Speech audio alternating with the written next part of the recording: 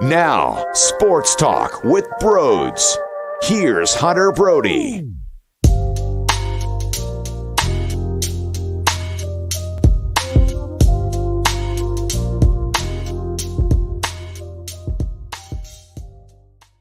What the hell did I just watch? What the hell was that? Angel Hernandez sucks. This guy blows. He's awful. He should have been fired after the third inning. I literally had an entire sequence on social media. Part 10, part 11, part 63. What is going on? I did it again. I hit the button again. This always happens. I am disgusted. I'm bothered. I'm annoyed. And both teams had to deal with the issues of Angel. So it wasn't just the Phillies that had to work through that slop and that garbage of awful calls on the outside part of the plate where Bryce Harper can't even process that because it was so egregious. He's sitting in the dugout. Aaron Nola throws a perfect off-speed pitch on the outside part of the plate. It hits the corner perfectly. And during the interview, Bryce Harper goes, wow. And then they show how the ball breaks the plane and Angel calls it a ball. How can Bryce Harper see it that much better from the dugout compared to Angel, who's sitting behind the dish with the best view in the house? This guy is trash. He was absolutely pathetic, and it's embarrassing. How does baseball give him a paycheck? How can you look through that job today? He clocked in and clocked out. He's actually going to get money for what just happened. Now, look, I am so sick with what happened in the fifth inning. After Schwarber doubles, Alec Bohm walks, Matt Vierling singles, and now you get a chance with one out to knock in a damn run when Aaron Nola's dealing. Now, he got some help. The strikeout pitch in the second inning was 7 feet high, which was called for a third strike. And then to get Andrew McCutchen, too, outside part of the plate. Aaron Nola was 3 feet off the plate on that sequence,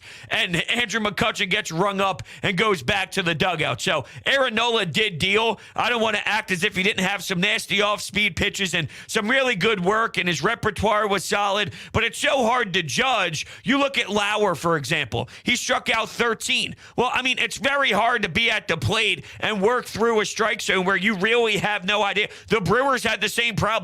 They couldn't hit anybody, right? The reason why they won the damn baseball game is because after Odubel made a fantastic play with Familia on the bump, him and Camargo have some miscommunication. Odubel Herrera probably should have been communicating better. Get to the damn baseball. It seemed like they both peeled off because they were afraid to run into one another and no one committed to the play. So the Brewers were going through the same exact problem and the same exact issue as the Phillies. They just cashed in. A sac fly after that horrible play, and the rest is history. The Phillies lose 1-0. So it eats me alive when I watch Kyle Schwarber at the plate go berserk. Good for him, because that's what we talked about when Kyle Schwarber was signed. Energy, attitude, and someone who kind of has that compete level and that fire in him. Would I have liked to seen Joe Girardi do something before that point? Yes, I would. Absolutely, 1,000% I would. But just to keep it fair here, we look at Counsell as a fantastic manager, someone who has helped this Brewers organization turn it around, and he knows how to get his job done, right? He didn't go and lose his damn mind, right? So we want Joe to do it, and you're on your home field, and the crowd would erupt, and you'd probably get some spark and some rise out of that, and that could have benefited you. So if I was in Joe's shoes, I would have done something. I tweeted it around the fifth inning or so. Kick some dirt, Joe. Joe's got to go out there and kick some dirt or something. At the same time, I respect Counsell like no other. He's fantastic. He didn't lose it. And his team was battling the same exact demons, the baseball demons, Angel Hernandez. It's crazy to see the social media outrage, and deservedly so, because this thing is putrid, and he gets hate all the time for how disgusting he is. They have these all documented, right? The Angel Hernandez days where they can go back, they can look, and they can see how brutal he was with these calls. Strikes are being called balls, and balls are being called strikes. When Aaron Nola was hitting the strike zone, they didn't call it anything. He didn't call it. He. Let's specify. Not they, he. Because he sucks. Angel Hernandez sucks. So when the balls are actually hitting the strike zone, he's electing to say, not ball. But going back to that fifth inning, Gene Segura, the pitch is, 17 feet inside? And now it's an 0-1 count instead of a 1-0 count with bases juiced in the fifth inning with one out. That changes the entire at-bat. He ends up fouling into, I believe, third base territory. If I remember correctly, there's a lot of frustration involved. But you have that circumstance play out. And then you can't get the run aboard when Rhys Hoskins has a pitch right over the heart of the plate. And come on, dude. That one needs to be driven out of the ballpark, or at least an iconic Rhys double off the wall. But that pitch that he missed in the fifth inning, that's no one's fault but Rhys Hoskins. And Rhys Hoskins has done that a bunch in this little run that he's in of poor baseball and really bad pitch sequences that he just should destroy and doesn't. Yeah. That's what we're seeing right now out of Rhys Hoskins in the 2-hole, and that pitch should have been destroyed and rocked, squared up big time. I wanted to see an exit velocity of 6,000 with that puppy, and he swings right through it, which is just totally unacceptable from Rhys Hoskins. So that hurt you big time. And now here we are, and we drop another series. They're 6-10 in their first 16 games of the season. I'm not hitting the panic button. And my hand is not even over the panic button. But I thought I'd see more all around through the 16 games. Today, I have to say, you want to talk about the offense striking out a lot. Yeah, that's a storyline. But Aaron Nola also racked up 9 Ks in 7 innings. Familia got a strikeout in there as well. The other team was doing the same exact thing. It's almost as if the guy behind the plate actually plays a monster factor here. And when you're up there, you have no idea what to swing at. It wasn't even consistently bad in the same areas. It was all over the place. That's the worst. I mean, if you talk about an expanded strike zone and at least consistently the same pitches are being called, that's fine. But I watched Hader on JT Realmuto's first pitch in the 9th inning. It was honestly not even close to the outside corner. The whole entire circle on the broadcast was in the zone, low and in, but it wasn't anywhere close to, it was close. There was one pitch that I thought you could make the argument that it was close enough where I can at least acknowledge that, okay. And it was Alec Boehm early on. One. You know how many times Angel Hernandez fucked it up today? 55. So the percentage is, sorry to break it to you, Angel, but it's not in your favor. I wonder if he looks at social media tonight. You think he looks back and goes, as he's licking it? He probably licks his thumb to count money. He's probably one of those people. I never understood that when I was younger and you were in school and your second grade teacher would lick her fingers to turn the page. He totally licks his thumb to count his money and then uses his other thumb to scroll on his iPad, liking all the tweets from Broads Media, which you should go follow, by the way. It's a good little Twitter follow. It's a good TikTok follow as well. And since we're here naturally, why don't I throw this out there? If you're new to the channel, make sure you hit that subscribe button. Hit that thumbs up button as well for Angel Hernandez is sucking at his job. If you are new to the channel, make sure you go to SeatGeek and utilize promo code BROADS at checkout page for $20 off of your purchase. So get yourself to a Phillies game soon. Watch the garbage live. Why not? Why not see it in real action? So you can freak out with Kyle Schwarber and see that live. Promo code BROADS at SeatGeek's checkout page. But yes, getting back on track here as a whole, I would have loved to seen someone throw a little bit more of a fight towards Angel Hernandez on the Phillies side before it got to the 9th inning and it being Kyle Schwarber. Would I have liked it to be the manager? Yes, I would. And I'm someone who doesn't criticize the manager as much as others. I don't think that that's necessarily the difference in winning or losing the baseball game. But when you're getting that bent over and you're getting that destroyed and you're getting that annihilated, and you could see that your team is frustrated. And part of your job is to have your players back. Bryce Harper is slouching his shoulders and eye rolling when he's in the box. You got Bohm mouthing off Gene Segura too. And you're at home. So let's bring some life to the table. Let's see if there could be a spark. Get your ass kicked out of the game and see if your team answers the bell. It's early in the season. You need to win this series. You're at home. Win a damn series at home. You haven't been doing well. What is there to lose? That's my thought from Joe Girardi. But man, oh man, that was a frustrating game between Bryce Harper, Nick Castellanos, and Kyle Schwarber. We are talking about 8 strikeouts. Bryce had 3. Castellanos had a bunch. Schwarber with a couple. Now, whenever you see lefty, though, you wonder, all right, what are you going to be able to do? Although, double off the wall in the 5th inning. That ball was scorched from Schwarber.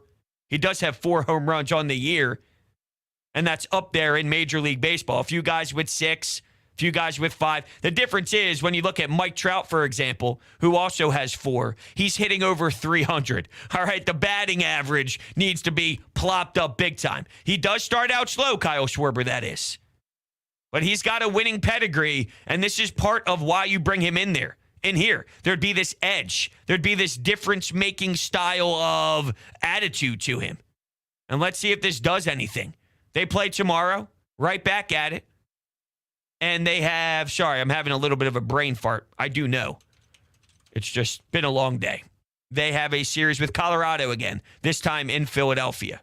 So they're right back at it. And we knew April was going to be a busy month of a lot of baseball. I don't want to see C.J. Cron, speaking of leading Major League Baseball in home runs. Yeah, he's one of them doing some lethal damage. I don't want to see C.J. Cron again and have nightmares of what he's able to do getting runs crossing home plate.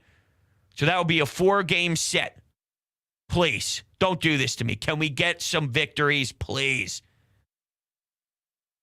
Somehow, some way, someone's chirping Castellanos in the chat, which is just hysterical, considering Castellanos has been very good. He's hitting .317. He had 2 RBIs in yesterday's game.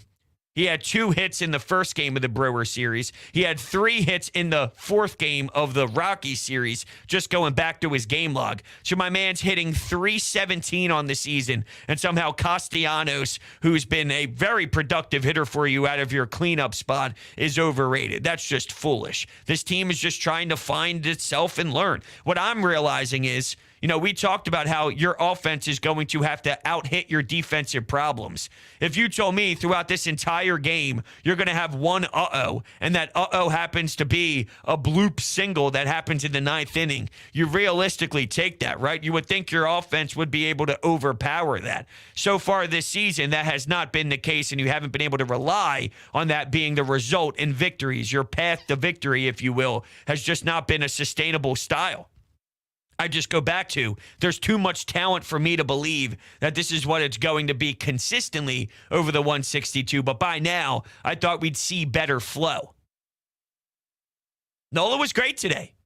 And going back to game 2 of this Brewer series. So Friday night, which was game 1 against Milwaukee, I did a post-game show. Whenever the Phillies and the Sixers playoff game falls on the same exact night, it's difficult for me to do both because there's so many emotions towards the playoff game. So what I normally do is I combine the game that's on the same night of the Sixers game with whatever the next Phillies game is. I talk about them as a tandem. So you go back to Zack Wheeler, who retired double-digit hitters consecutively.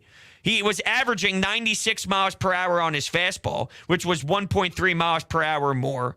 At one point, his four-seamer was almost 2 miles per hour faster. Just his fastest fastball was 2 miles per hour faster than what we have been seeing. He had 9 swing and misses in that second game against Milwaukee, which he had 10 in his first 2 starts combined. So I'm just bringing this up to you because we saw a sharper Aaron Nola tonight, and we saw the best Zack Wheeler that we have seen this season in his most most recent start. The problem is there was a fifth inning where, just like we saw in this game with mistakes, you saw mistakes happen in the field, whether it was Kyle Schwarber's noodle arm, whether it was JT Realmuto trying to throw the ball to second base when McCutchen had a 1-2 count on him at the plate and the ball goes into the outfield. That scores a run. So it just became a mess and very sloppy. And while you had leadoff Odubel Herrera single in the fifth, in the seventh, you had a leadoff Schwarber single. In the eighth, Bryce Harper grounded out into a double play. And this is in that 5-3 loss, just to make sure we are fully aware of what I'm referencing. But man, oh man, it is something with this baseball team. All right, I want to hear from you all out there on what the hell we just saw from not only behind the plate, but just in general in this series. 856-442-9805. That's how you climb in. Let's go to our first caller of the night. Hello, you're on the air. Hello, can you hear me? I can. Hello. I feel like it's very interesting. I don't know how to feel because I'm so pleased, so not pleased, because Nola was lights out, man. That was such a fun watch to see him be working. It's the first time this season in a long time where I felt confident. I've always been holding my breath when he's pitching, be like, oh shit, here comes the nuke. But this was the first time I was like, all right, he's going to go out there, he's going to sit them down. He did. 2 base runners, absolutely impressive. I was so happy with his performance. Really sad how they couldn't come up with the victory, but is this a new Nola? I don't want to jump to any conclusions, but I was very impressed with what I saw. You know what I mean? I was too, and I can't get to the point where I'm going to say, is this the new Nola? Because what Nola does is he flirts these type of performances in there, and then the next game is the bad Nola, and then he has an okay Nola, and then he has this. So the Aaron Nola stands will take this and go, see, he's dynamic, he's dynamite, he still has it. But then it's followed up with the bad one, and then the Aaron Nola haters will say, this guy stinks, this guy's a bum, he always gets rocked with 2 strikes, there's too many homers that leave the ballpark, and he's getting murdered. Why is that happening? And it's like a back and forth, a yin and a yang. So I'll take what I can get from Aaron Nola. I'm always pleased when we do see the dominance. It seems even in the outings when he does eventually explode and the other team goes off and tees off on him big time and all these pitches are tattooed, when that does occur, there normally is a few innings of this electric Aaron Nola that we love and we appreciate. So we always see it flirted in there. But today, yeah, I mean, we do have to acknowledge that it was sharp all the way through. There was one hit that was almost a bomb, and it hit that little fence right above the wall to keep it in the ballpark, which would have been, disappointing in that moment because it just seems that the storyline surrounding Aaron Nola is there's always balls that are getting hit over the fence. But look, I'm definitely not criticizing him. I'm just referencing that was one hit that did happen today. Aaron Nola was awesome, and it's going to get overshadowed by probably the amount of strikeouts. And then once you talk about how much the offense struggled, I mean, this is just going to naturally flow right into who was behind the plate. So I can't go too far with Nola, and it does suck for him because it's just not going to get the respect that it deserved. At the same time, he hasn't been consistent enough for a while, so he's kind of put himself in this position. Maybe we don't need to talk about it the way that we do and point out how magnificent it was, because there was a previous time where Aaron Nola did this all the time where this just was the norm. Obviously, not 7 innings, 9 strikeouts, but his lethal play was the norm. Where we're pointing it out, saying it sucks that it's going to lose its power. Well, it shouldn't have to hold as much power. It should just be Aaron Nola. He put himself in this predicament by struggling as often as he does. Let's go to Jimmy. Hey, Jimmy, what's going on, man? What's up, bro? Heading home from the game right now after working it. I have to say this right now. Angel Hernandez is one of the biggest disgraces in the MLB, and the only reason why that asshole is still in the league is because of his tenure. But I'm not going to sit here and complain and blame us losing solely on the referees. Because if I were to do that, you know what I would be? I'd be a Toronto Raptors fan. The same idiots that are going to be bitching all of tomorrow. So I'm going to say that this game's in at this point. Obviously, very early in the season.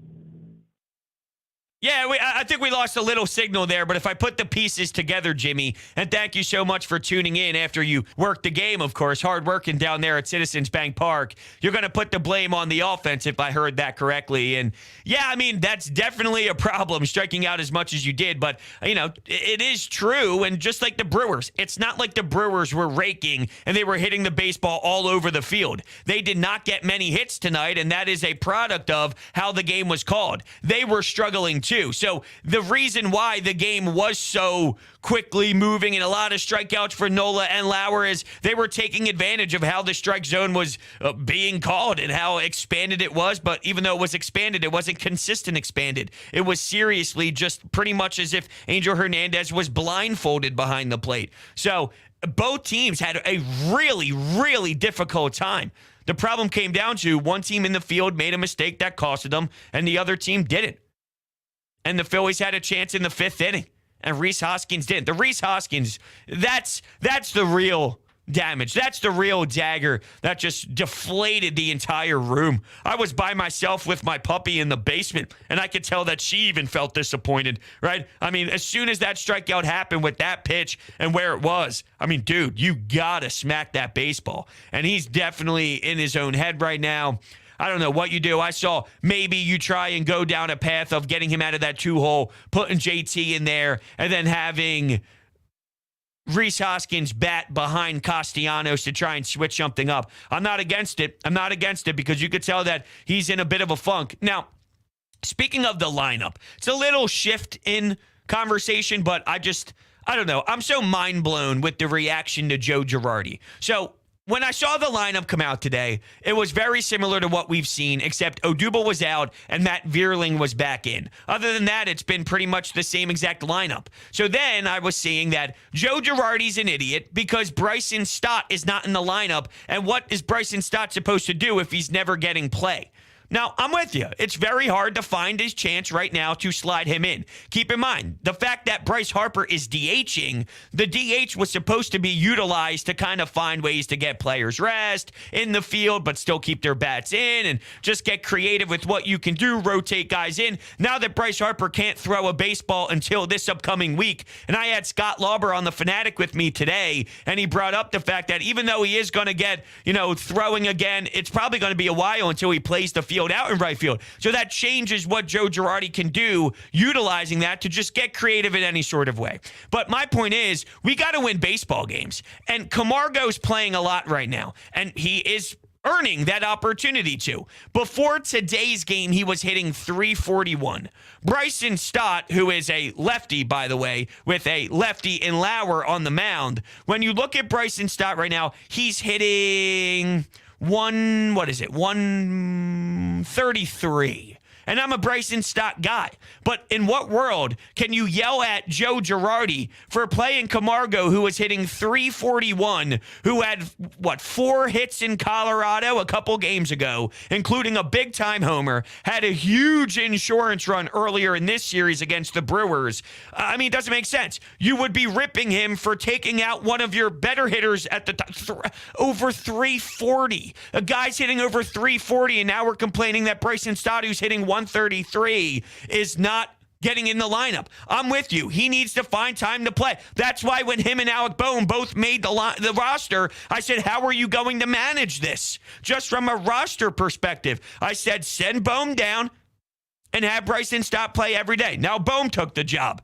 So then you got to find out what to do with Bryson Stott. But don't say that Joe Girardi, who was 6-9 entering tonight through 15 games, who's trying to put their best lineup up, where the other day you saw Zach Eflin pitch to JT Realmuto. I was stunned to see that. I thought it would have been, you go to your backup catcher at that point, after how much JT was playing. And Joe even made it vocal to the media previously that, oh yeah, when we're looking at the schedule ahead, he's going to get that day off, JT is. And then he was in the lineup because there's a little bit of a sense of urgency to win. So please, spare me. It's like, it doesn't matter what Joe does.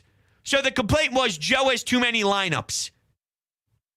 He finds a consistent lineup. Now it's, well, we got to find Stott to get in the lineup. We have to change the lineup. Well, wait a second. I thought you wanted a consistent lineup. You wanted guys to play in the same spot every single day. You wanted guys to get chemistry and get some sort of rhythm. Now, all of a sudden, that's not good enough for you. Well, which one is it? Yeah, it's going to be difficult to get Stott some time. We talked about that when they picked the 40-man roster on how this is getting a little weird over on that left side of the infield. But don't say that Joe Girardi's not handling this the right way. I think he's playing it fine. My biggest knock so far on Joe was not going out there and kicking dirt. That's what I needed him to do today. I needed him to show some inspiration out there, and he didn't. So far through 16 games, that's my biggest knock on Joe. We'll go to the phones and bring in Amadeo. Hey, Amadeo. I want to know how one guy can be so bad at his job that he is able to keep his job still because for some reason Major League Baseball thinks he's doing an okay job. That was probably one of the worst home plate umpire games I've probably seen in my entire lifetime. It was that brutal. You just kind of laugh. I know. There were times where I'm almost so intrigued on what's next because of how much of a dumpster fire that it is. And I'm curious because now they have, the reports that are always available for everyone to go snag. And after we see this one, I mean, tonight was outrageous in a positive direction of ripping apart Angel to like the newest levels. Now, there's been plenty of moments where you go to Twitter, you see what's trending, it's Angel, you start laughing a little bit, or it was Joe West. Obviously, he's no longer part of the game, but when it was, you would see those two. Tonight, it seemed it just took it to the next level. Maybe Kyle Schwarber reacting definitely kind of blew it up a bit more because of how animated he was throughout that moment. But man, what is it going to be like when we get those numbers from the disgrace that we witnessed? Yeah, it's funny because everywhere you go on YouTube, if you search up anything that has to do with Major League Baseball, you'll see at least 1, 2, 3 videos on how, like highlights on how bad Angel Hernandez is, because that's how bad that dude is. But still, even going back to what you were talking about with the lineup, I do agree with the one point that you brought up about Reese. I think he does need to possibly be moved down into the lineup because he just doesn't look comfortable in the 2 spot. He just doesn't look comfortable at all. I'm not sure if it's just that he's putting more pressure on himself. He's trying to see something differently, trying to get on base rather than crush the ball. He just looked way more comfortable batting behind Castellanos. I'm not sure if it's just him trying to, thinking way too much. I think he just needs to bat lower in the lineup. Yeah, I don't disagree with you, Amadeo, and I'm a little shocked that it looks this ugly. Maybe there is something to be said about, look, you got Bryce Harper after you. You got Castellanos after you. You got Schwarber. You got these guys that you're putting so much into your head to get on base that maybe it's changing your flow and your thoughts when you're at the plate and you're just overthinking and it gets out of whack. I don't know. It seems like there's too much going on, right? Because when there's flat pitches that are hanging over the middle of the plate or when pitchers don't execute the way that they would like to, so there's something extremely hittable that just floats over the middle of the plate, it's either he's watching it go by him or he's swinging right through it, or I'm referencing Marquez back to that Colorado series where that happened twice in the same exact at bat. So I don't know if it's like he's just overthinking everything. Every part of it is see ball, hit ball. Let's simplify things. See ball, hit ball. He's in his head.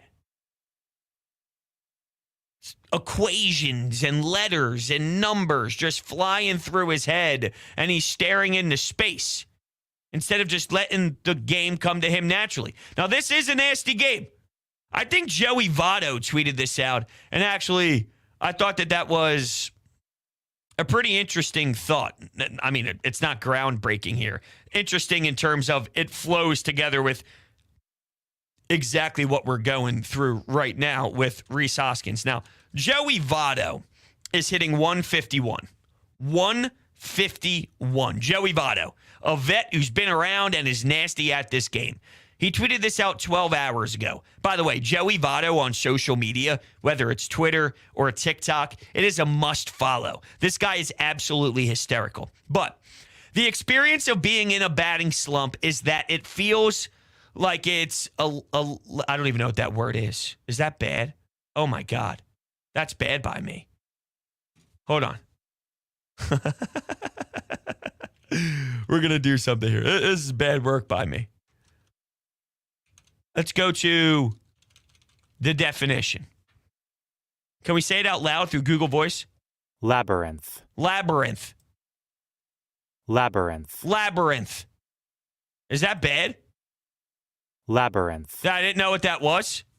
Shame on me. Labyrinth. One feels trapped, alone, and disoriented. When you finally get out, you are relieved and can't believe how easy it was to find the exit. Unfortunately, the exit eventually leads to another labyrinth. How about that?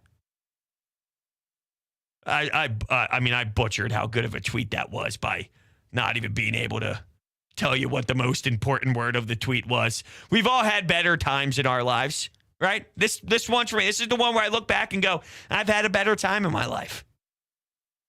It's okay. Here we are. We're here. I'm so mind blown by Angel that I can't even have my brain really register what's going on in my life. But that's really what we saw today. I'm trying to find some optimism here, looking at some of my notes about Zack Wheeler. Oh, I got some notes for you. Oh, there's something we got to touch on. Oh, there's something we haven't discussed yet. Let's go to Andrew Painter. Whoa. Mick Abel, too. These two guys right now are playing fantastic ball. Now, we're talking about a ball. We're not talking about anything outrageous, but we are talking about something outrageous when it comes to their execution and how filthy they are. These numbers are mind-blowing. Andrew Painter had a 14K day, 5 innings pitched, 1 hit, 0 walked batters, 14 strikeouts, 70 pitches, 50 were strikes, 20 whiffs. Looking at his fastball, he topped out at 99.8 miles per hour in the third inning. He averaged 97.4 on the heater. Tampa couldn't handle it. Whiffed 15 times specifically on that fastball. I mean, are you serious? And what we're seeing from Andrew Painter? Look, I know it's not that means he's just going to walk in here and be Justin Verlander. But I always go to, when someone tries to kill the mood, when I bring positivity towards someone who's moving up in the ranks or looking at a certain prospect and being excited, the alternative is he's just giving you basic numbers. The alternative is maybe he's underachieving. The fact that he's putting together something that is wow, whoa, what? Amazing, incredible, stellar, ridiculous, outstanding, labyrinth? No, because I know what labyrinth means. But the fact that he's this disgusting, how can you downplay that? Let's see how quickly he starts moving up. Mick Abel, too. Mick Abel's doing some dirty things down in the minors. Working, grinding. Let's see what these two do together. Another thing Scott Lauber told me throughout the interview was the fact that, talking to these two, they know that they're two guys that are going to be working through the ranks together and eventually be a part of this thing. So with those two guys kind of throwing the way that they're throwing, they know, they feel it, they have it. They have that chemistry of, hi, dude, we're going to be there. I think that's pretty cool, though, to think about because they are showing some signs of really awesome play. That's for sure. So that's where we're at. That is where we're at today. Those are my feelings. Those are my thoughts. Am I going to be able to sleep tonight? I don't know. I might be stuck watching those highlights over again because I just need to see if what I just witnessed was real or if it was fake, because that was one of the worst performances I've ever seen. And it's almost like it's taking away the feelings of the loss. It is for me. The Phillies are 6-10. They just lost another series. They're playing games at Citizens Bank Park, and they're not looking good. I guess the reason why it's taking away some of the life to that story is I know that they're not really hitting the ball well at the plate. But I can't not correlate the Brewers also struggling with the way that everything was handled today. That doesn't mean on a good day behind the plate, the Phillies are a no-brainer lock to hit a bunch of moonshots and rake, because we've already seen on decent days that they were a team that stunk too. But the difference is we're not talking the same amount of strikeouts. We're not watching a starter go 6 innings pitched and strike out 13. You know, maybe it's 9. Maybe it's 10. But hey, you turn 3 strikeouts into hits. If that happened to be the 5th inning, that could be a 3-0 lead at the time. Instead, you were staring at those zeros. Ugh, just terrible. All right, everyone. Thank you guys so much for hanging out with me today. If you are new to the channel, remember, subscribe button, thumbs up button. Thank you guys so much. Social media platforms, @Broads Media, TikTok, Twitter, Instagram. Make sure you're following everywhere that you possibly can. Thank you guys so much, and I will see you next time.